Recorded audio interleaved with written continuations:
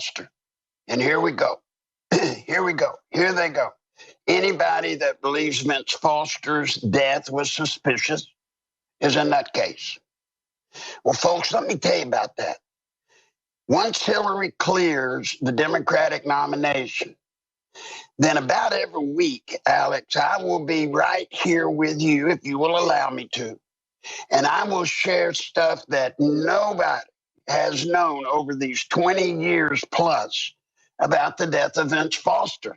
Well, please don't wait. Let's start doing it right now, because I don't want a hit squad coming down here. Well, then let's start with the first thing that ought to make this a bit suspicious.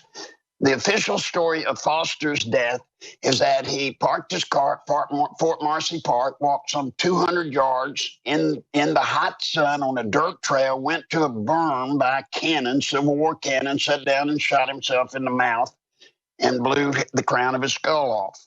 Well, that's the official story. However, Alex has, and I think you're going to put it on the screen, something I came up with, which was the actual Secret Service memo. Now, folks, this is in the House, this is in congressional records, this is there. So when you start talking about us being nutcakes, let's deal with this piece of information right here. When the Park Police notified the Secret Service at the White House of the death of Vincent Foster, this is the actual memo they gave them. Now, what is significant about this memo is it says the body of Vincent Foster was found in his car in the parking lot at Fort Marcy Park. And it went on to describe six-pack bottle of James was in the front seat with him. One he had drank, the others had not been opened yet. It mentioned the fact that the .38 revolver was there in the car with him. It mentioned the fact that the magic briefcase was in the back seat and it was empty. I say the magic briefcase because there it was in the back seat empty. 3 days later, it was supposedly found in his office. When they investigated his office and they inspected it, it was empty. And then guess what? We raised so much cane, you'll remember, Alex, you and I and others, about the fact that there was no suicide note, that 3 or 4 days after that, in comes Hillary's people into Foster's office. They refound the briefcase, simply turned it upside down, and out falls the torn up suicide note. So yeah, let's start there. When you want to discredit this story as being over, and anybody that has question about it, you're nutcases, right? Well, let's start there. Right out of the chute, did he die on the berm by the cannon, or did he die in his car? Now, Alex, I don't know about you, but I don't believe that's a typo. You know, I could understand with all the... We've got him cleaning his office out and all of it. I mean, a lot of folks know the story. A lot of our audience is informed. For me, and I want to go back over it, you said this was coming out in the next few weeks. You were correct. I know you have a lot of sources. What else is coming out, and what do you think of Trump? I mean, he's got more and more courage. I got to tell you, I really admire him. Well, he does. What I worry is Trump. I don't want Trump, as he goes and tries to coalesce the Republican Party around him, I don't want him to buy into all of the junk they're going to try to tell him. Just today, this morning, I saw pundit after pundit from the RNC saying that Trump shouldn't deal with this issue. He needs to deal with the economy. Look, this if you know the Clintons as I do. The only way to beat him is going after him. You bet. They're going to come after Trump. They're going to spend 60 to 70% of their campaign, $1 billion, on trashing Donald Trump. They want him to lower his defenses. Yep. Now, if you can be restricted, Donald Trump, from what you can say back about the Clintons, then you're beat. Well, let me just tell you, he's now the, I mean, folks are excited. He's going with the advice because it's his own view. The gloves are off. Well, he needs to keep the gloves off. And I'll tell you something else that's going to come out in the next week. Something's going to come out about the death of Vince Foster having to do with the fact that there was no blood found at the scene. His skull Obviously, I don't want to be gross, but anyway, because of the wound, there should have been a bullet and pieces of skull laying at the crime scene, yet they found Sure, his no brains blood. weren't blown out there. He'd been moved there. That's and we're going right. to talk about that. Obviously, Trump's talking to the Inquirer, too. You've been talking to him, so he knows it's coming out next week. He loves to be shown to be right, so he obviously understands this big expose is coming out, too. Everything Trump says, I assure you, there will be a collateral story that comes out to support what he says. And it will be true. It will be backed up. And what's neat about this, Alex, people can discredit me. That's fine. Call me a nutcase. That's fine. What is coming out about Vince Foster are the true relative facts from the investigation, not from me. For example, soon to come out will be the actual autopsy report, Alex. Now, you tell me, how does a man walk 200 yards in 90-plus degree temperature on a dirt trail, get to the site, sit down, and let me ask you this, how do you do that and not have one microscopic speck of dust on your shoes, socks, or pants? How? You roll them up in the carpet. Well, there's the other part. What he did have on his pants were long, shag, multicolored carpet fibers. And that was all over him. From gun confiscation to the economy, what is the crisis happening in Venezuela? Tell us about the path of destruction we're following here in our own country. Joining me now is David Knight. And David, now you want to bring up some very scary similarities with what's actually happening in Venezuela right now. And we're seeing the writing on the wall here in the U.S. Of course, this is something, Leanne, we've been talking about. It's been developing for quite some time. This goes back to the predecessor, the current dictator in Venezuela, Maduro. It goes back to Hugo Chavez. It goes back to their command and control of the economy and taking that down. But there's other aspects that we haven't really talked about in depth. One of those is gun confiscation, how that preceded what we're seeing right now. And of course, this last weekend, there was a massive military drill in Venezuela. 500,000 people in Venezuela in the military did this massive display of power. Who was that directed at? Now, of course, the president of Venezuela said that was directed at the United States that wants to invade his country. And this is a familiar meme that we've seen time and again. Yes, the CIA has overthrown governments. We've talked about that many times here at InfoWars.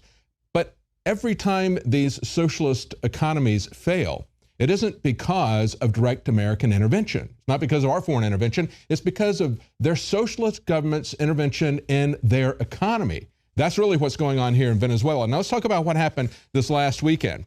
They had, and of course, Coca-Cola has stopped production there. That is a sign, Leanne, that the end of the world is happening when you can't get your Coke produced, okay? But what they did in Venezuela was really to set up 2 days of war games that were designed as a show of strength to the population. And this is something that a fellow who grew up and was born in Venezuela, now is teaching in London, says that the stakes have become very high for government officials because they realize that as upset as the people in Venezuela are, it's going to be a matter of life and death for them, as well as the people in Venezuela are seeing that this is a matter of life and death for the ordinary people in Venezuela because they can't get food, they can't get medicine, they're dying in the hospital. So we'll briefly review that for you. But first of all, what happened this weekend? Well, we had more than 500,000 servicemen and women, reservists, militia deployed alongside anti-riot displays and Russian-made jets on the streets in a hastily convened show of strength. Now, why is this happening? Well, because there's a few possible ways that this could play out. There could be a recall election, and they raised 1.8 million signatures to start a recall election because they're very unhappy with the government there. And after they did a 60-day moratorium on that, and his response was to come down hard against the people who were trying to do that. He declared a 60-day state of emergency once they delivered 1.8 million petitions. How many do they need? Well, in a country of only 30 million people, they need 4 million petitions to have a democratic process to have a recall election. And of course, they're playing all kinds of games. At first, they refused to even deliver the ballots to the people who were trying to get these petitions signed. Then they threatened, as they started going door to door to get the petition signed, they threatened anyone who was employed by the Venezuelan government, and that's most of the people who have jobs because it's a socialist country. They threatened them that they would lose their jobs if they signed this petition. So they're really doubling down. They're really playing hardball, and that wasn't enough. Now he brings up the threat of a military dictatorship. But the question is, can he control the military, or will there be a coup d'etat? He doesn't have the kind of military connections or the charisma that Hugo Chavez did, who was part of a military dictatorship. So the question is, will they be able to do that, or is it going to descend into total anarchy and rioting on the streets? And of course, we've already seen how you've got empty shelves, you've got doctors who are testifying about what happens. Listen to this report from the BBC. They said, they showed me wards that are crammed full of patients without basic medical equipment. I spoke to patient after patient whose operations could only proceed after they themselves had bought the appropriate medical supplies like splints, dressings, antibiotics. I spoke to parents of a baby severely ill with acute respiratory complications. They had to dig deep into their own pockets for an ill-fitting mask and a respirator to keep them alive. And then they talked to a doctor who says, our patients are dying in the hospitals. I've had to pay for their own supplies myself, and like 40% of the other doctors here, I'm reluctantly about to leave the country. But look at what happened 4 years ago as this began. Even before Hugo Chavez died and left office, they began to confiscate weapons. And we were told at the time, we've seen clips. Let's play this short clip from the NRA. I emigrated from Venezuela, one of the most dangerous countries in the world today. A few years ago, the government came for our guns. We were told we would be safer without them. Of course, the politicians, the rich and famous, their bodyguards and criminals, they still have their guns. They would do anything for the Second Amendment freedom that we enjoy as Americans. Okay, now that's a clip from the NRA, somebody who lived in Venezuela. And it's important to understand that the policies of gun confiscation lead to us not being able to protect ourselves against crime. But you need to understand, as we pointed out at INFOWARS just last November, that even the police can't protect themselves from crime. This story, murdered for their guns, Venezuela's police are now the victims of crime. Officers are being killed for their weapons, for their motorbikes, even for their mobile phones. They said 252 security officers have been killed last year from January to October, mainly so they could get their guns. See, this is something that police officers in the United States understand, that they are safer when the citizenry has guns. Because if it's outlawed, as they did in Venezuela, then they are going to be hunted and killed for their guns, just like they are in Venezuela.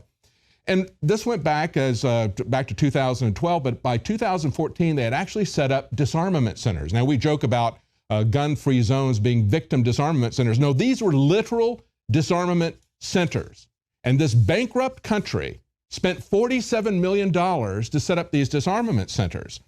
And this is what it's truly about, folks. This is not even about crime. It's not about people being able to protect themselves against drug cartels and common criminals on the street. It's about a tool of social control. As they were rolling this out, listen to these quotes from Maduro at the time. He said, "Let us chase after the dream, after the utopia of Venezuela and peace. Disarmament must come from the conscience of the youth." Doesn't that sound like something that Rahm Emanuel has said? Mm-hmm. All right, now let's talk about why the left won't apologize for this catastrophe.